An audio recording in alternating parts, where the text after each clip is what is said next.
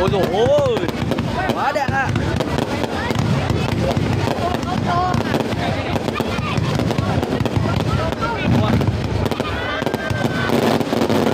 Ui, khoái kìa. Oh my god.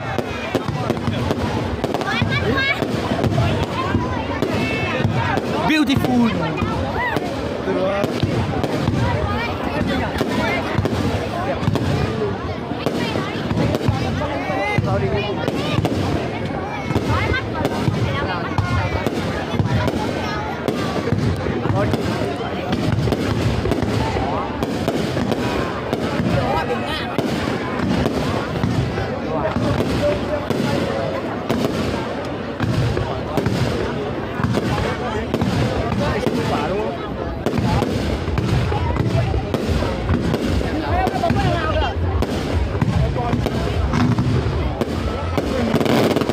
Wow.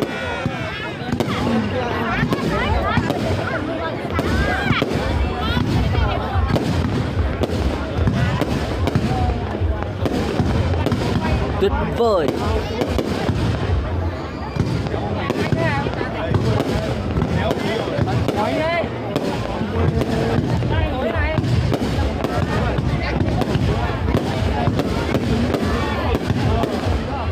Mà không biết lát nữa mấy cái mảnh vỡ nó rơi xuống đây không biết thế nào nhỉ.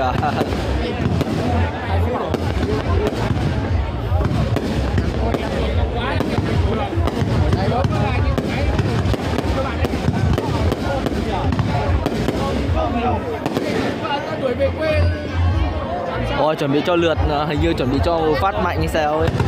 Đây đây. Ui. Wow.